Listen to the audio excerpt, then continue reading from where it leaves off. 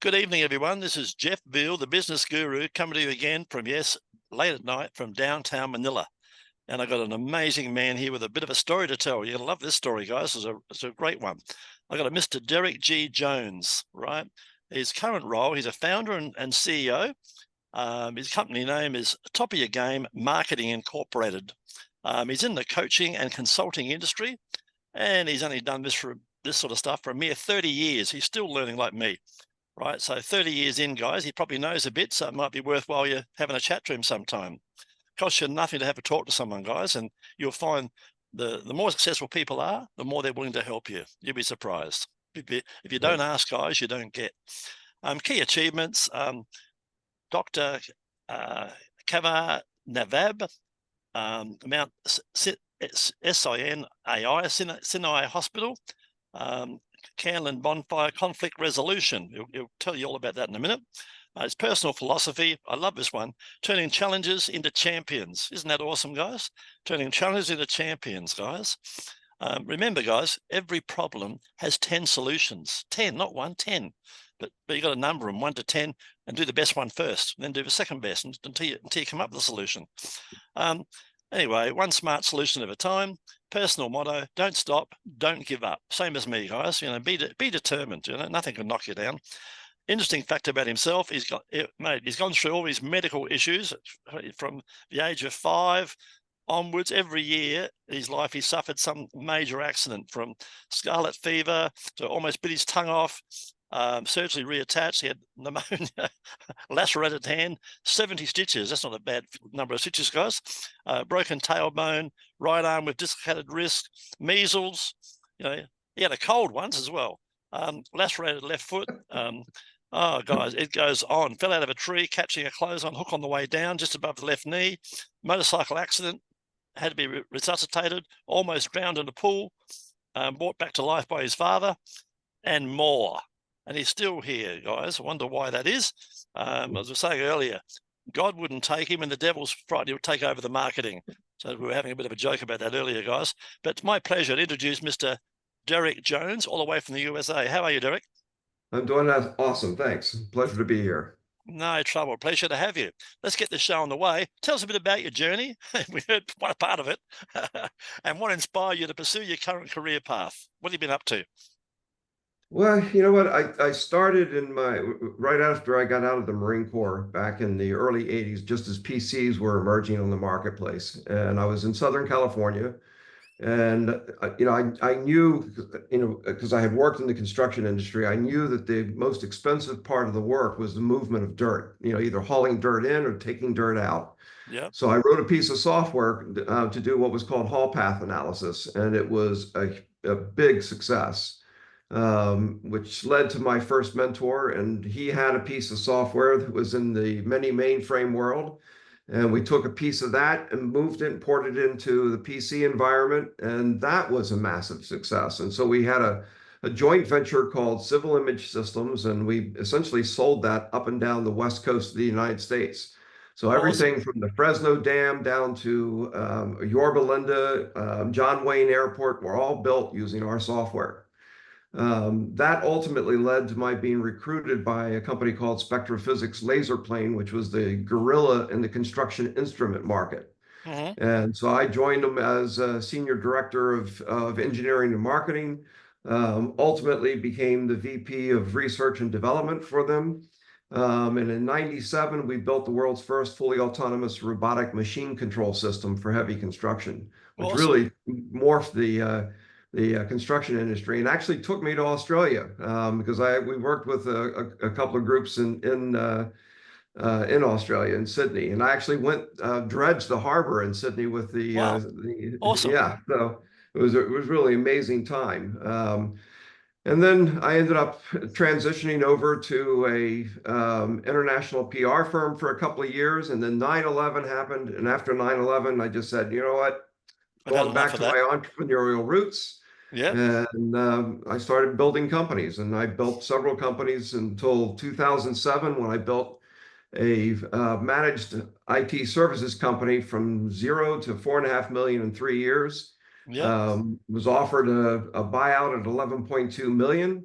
And what brought me here today was, just a huge loss because, as we were talking earlier, Yep. the principal investor for that, the company that was going to buy me, turned out to be a major crook. And Yeah. by the time the Fed was done, I lost my business and I lost, about $1.5 million personally, and basically had to restart. Awesome. And Yeah. so I'm sitting back trying to figure out what the hell am I going to do? And my wife threw my laptop in my lap and said, "Go online Get and going. find something to do." I love it. And They got a so way I about kind them, of haven't they? landed on the digital marketing space, and so Yeah. that's how I originally got into this business. Yeah, It's a good space, guy. It's $1 billion space, and guys, yeah, it is. something to tell you guys. We're both older guys, as you can tell, obviously. Yeah, Guys, I'll tell you now. No, and Deryck will tell you the same thing. No one's coming to save you. Get that through your no, head.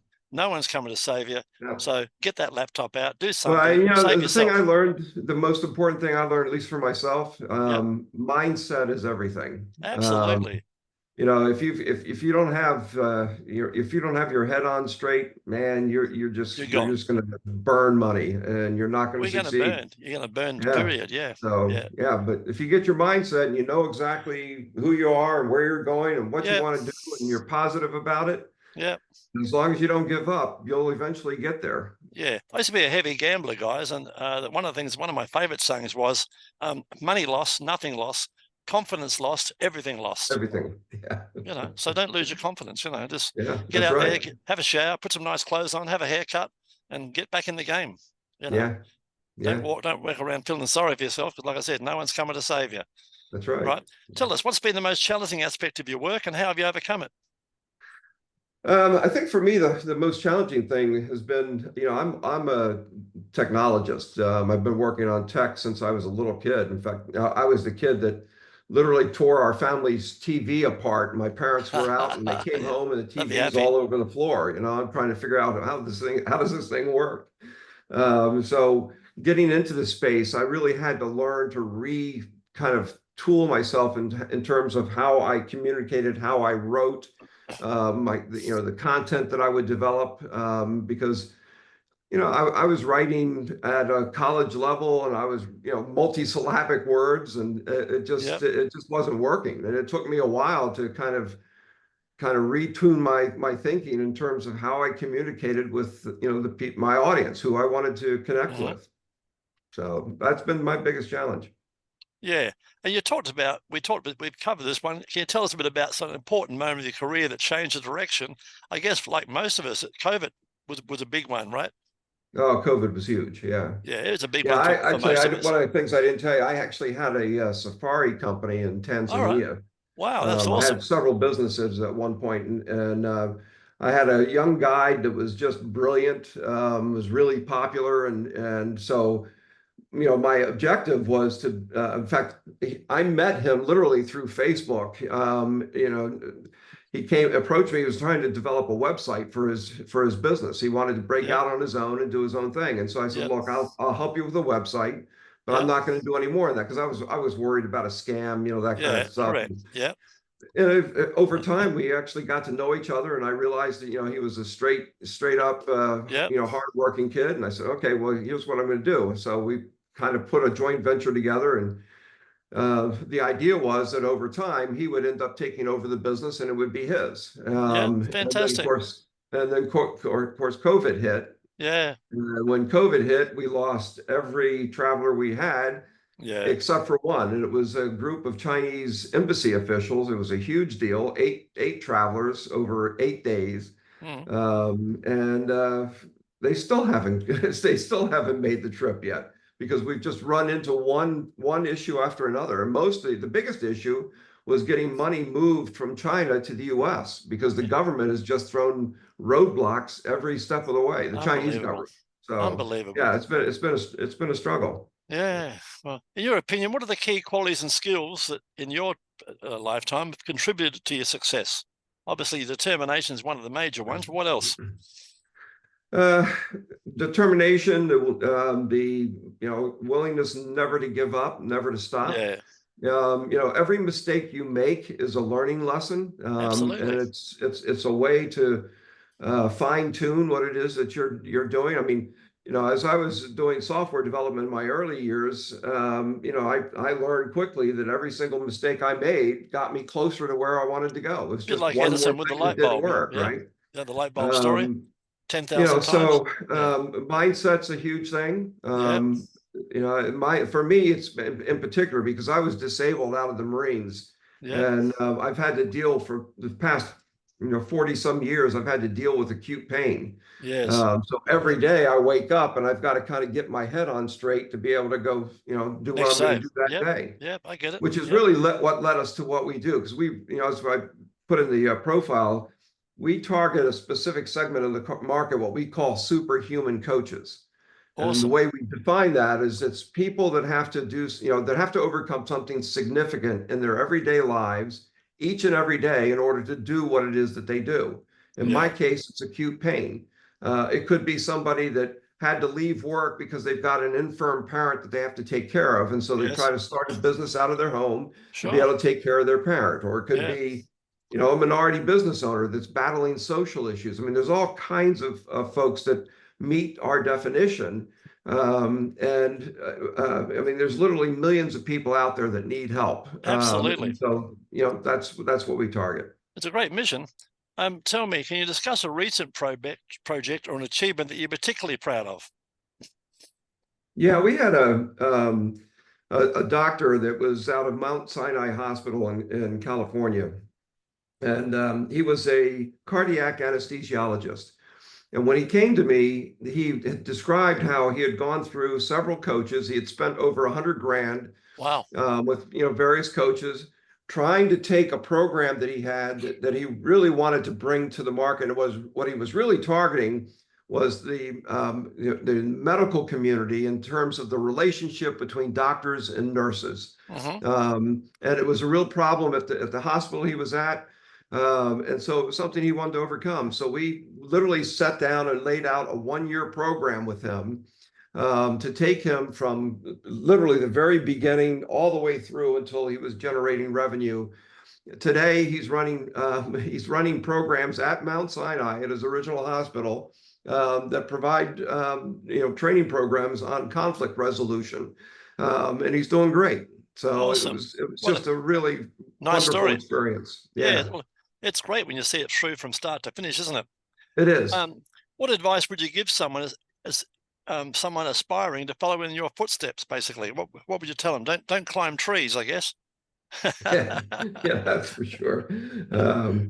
Well, you've got to have an inquisitive mind, and you've got to have a really strong desire to succeed. So, one of the first things I would recommend is, find your purpose, find what it is that's that little seed inside of you that's going to drive you forward constantly, because you're going to run into so many roadblocks and conflicts and issues that are just a natural part of life, the process. And if you're the type of individual that gives up easily, you're not going to succeed. And that's one of the reasons why, when you look at the digital marketing space, it's something like 90% of people fail within 3 years. Yes. And one of the major reasons is because they hit a wall and they stop, they give up. Yeah, that's right. As opposed to just blasting through that wall or climbing over it or walking around it, they give up. In fact, if you look at sales, what do they tell you about selling somebody?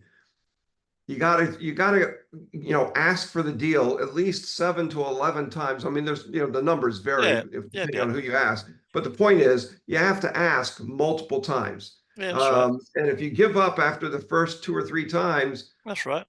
You're losing a deal. Yeah, not only that, the money's in the follow-up, and a lot of people like you and I are action takers. We might say, hey, I've seen it, I like it, I want to do it. Some people have got to go, oh, I've got to ask my mum or my cat or my sister, and other people just can't make a decision, right? Yeah. And they'll never make a decision, but that's life, and you've got to be able to read those people, guys. That's right. And I've come across them all. You become an amateur psychologist or psychiatrist, one or the other. Yeah.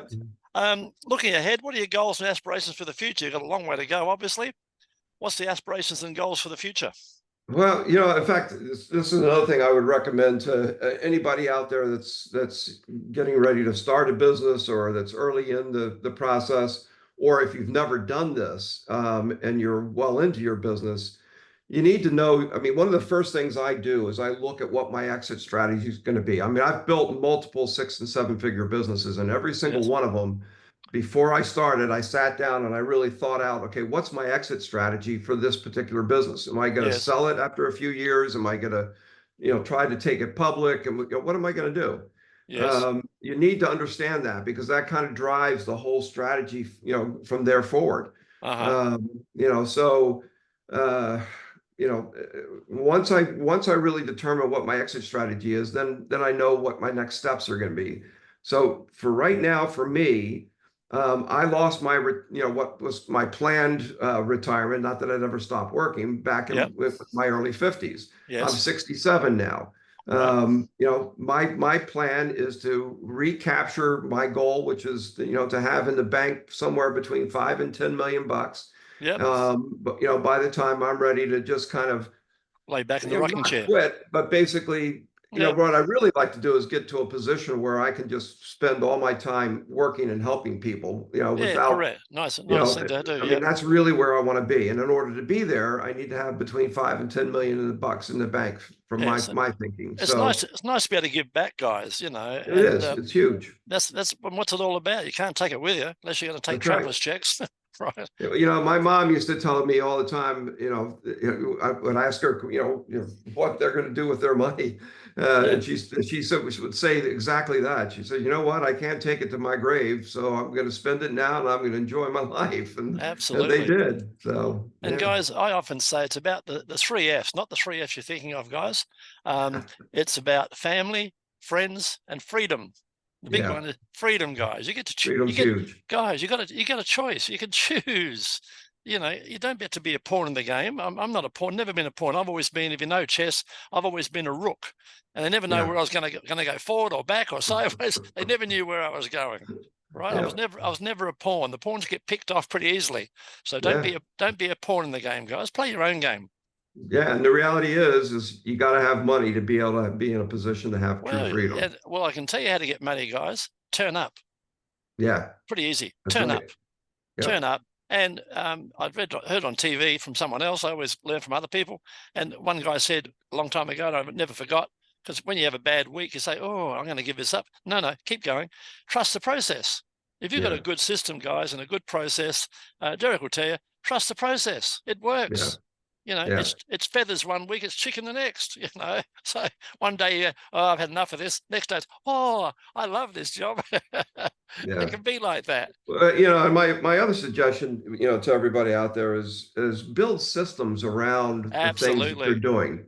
Yes. Really take the time to think out, okay, what's the process? What's the system for, whether it's the sales process, ABC, whether correct. it's really, really important. Funny you'd say that, because we were going through them all today. You and I, and you probably know the industry, we call them SOPs, standard operating procedure, right? Yep. And we were going through today, and some of the SOPs, we got a Monday SOP, a Tuesday SOP, and so, because days change, right? And we were going through, and our Thursday SOP had about 26 things on it, right? And I said to the guys, okay, let's look at this and see what we can get rid of, what's not effective, what can we, it's getting bigger, because we do a lot, right? But we're saying, what can we eliminate or put to another day? That type of thing. And then we worked out who's going to do these jobs. We divide the jobs up, right? And I might take what I call the donkey work off and give them to a new intern, because, anybody can just press a button or answer an email. That's pretty bad states, but someone like yourself going to develop software. Well, I need you. That's your role, Yeah. So, it's interesting. So, guys, anyway, I'm going to wrap it up. But before we do wrap it up, apart from the fact that you've tried to kill yourself on multiple occasions, what's another fun fact about yourself, Deryck, that people don't know? My brother and I, actually the very first thing when I got out of the Marine Corps, my brother owned a company called Harbor Performance Corporation.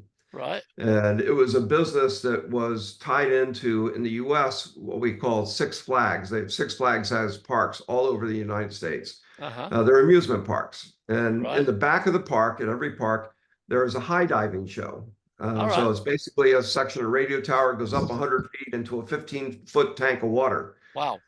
We owned that business. In fact, my brother and I, in 1979, we used a backhoe. We dug a hole, threw a tarp in it, filled it with water. A couple of buddies came over to do the filming. We hand painted the sign, Harbor Performance Corporation presents U.S. high diving. Wow.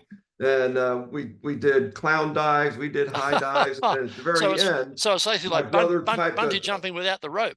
Yeah, pretty much. And so at the very end, there was a fire dive, which basically was my brother tying he'd take a towel, soak it in water, tie it around his neck. Yeah. And then they had what they would do is they would soak the suit that he wore with kerosene. Yeah.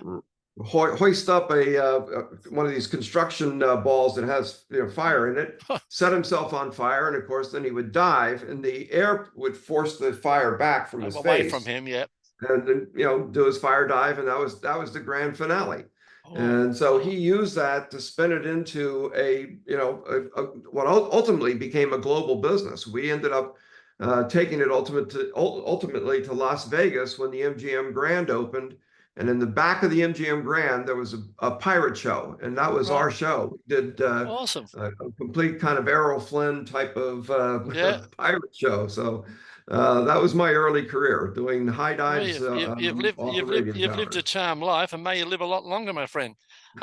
Guys, we're gonna wrap this up now. And if you'd like to come on Stars and Spotlight, just like Deryck, and tell us your story, and get all of his exposure, because guys, Deryck will tell you he knows a TV commercial is 30 grand, guys. 10 radio spots will set you back probably around the $5 grand mark.